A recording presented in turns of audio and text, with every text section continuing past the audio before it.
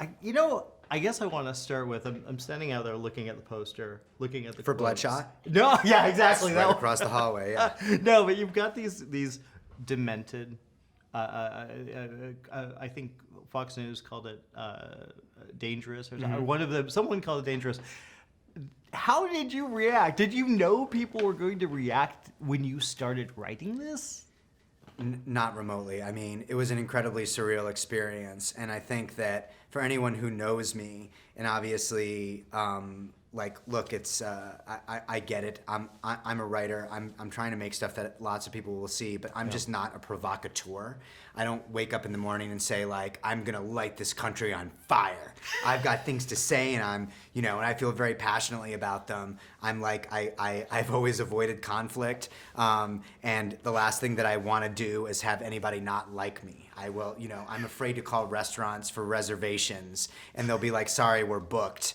And I'm like, So the last thing that I wanted to have happen was this. And so it was very surreal when it started to happen. And I think that, the movie that they were talking about is not the movie that we made. I understand in hindsight, given what the movie is about. Yeah. But such a key element was missing from the conversation, which is the movie is not just about, elites hunting normal people for sport.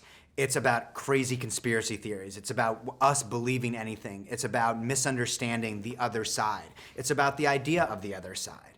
I acknowledge, I live in the United States right now, I live in the world right now, that these are divided times. Yeah. But I also acknowledge that people don't like being divided. The one thing that people all the way over here have in common with the people all the way over here is it's not great.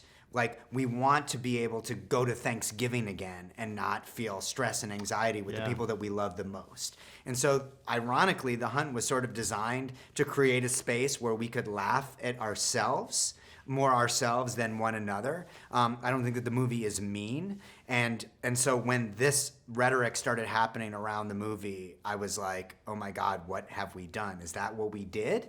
And then a tremendous amount of relief started to set in when people started seeing the movie and going, oh, the movie's not at all what I thought it was. And realized what they thought it was based on more of the controversy, because I don't think this movie is controversial. Well, it's just funny because the movie's giving in to, not to spoil anything, but it's kind of giving in to what the movie is about. Yes. Absolutely. Yes. And now, did you know with your leading character, did you know you wanted to make somebody that's kind of in the middle, someone who's kind of separate? Was that always the idea? I think in our bubbles, and in the largest bubbles are the loudest bubbles, that everyone sort of feels like we're all shouting about our political beliefs, and they're all shouting about their political beliefs, and now we're shouting at one another. But for the most part, most people don't want to be in that bubble. Yeah. Most people don't want to be shouting. They just want to, they're worried about, the things that all normal Americans are worried about, which is our own families, our health, our welfare, whether or not we're going to be able to keep our jobs. Like, I have to go, renew my registration at the DMV. And so for Crystal to be one of those characters, to say like, you bad guys keep wanting to explain to me why you're doing what you're doing. Don't care, don't care, don't care. You're trying to kill me, I'm going to kill you. It's really just as simple as that. You wanted it to be real, so you decided it was.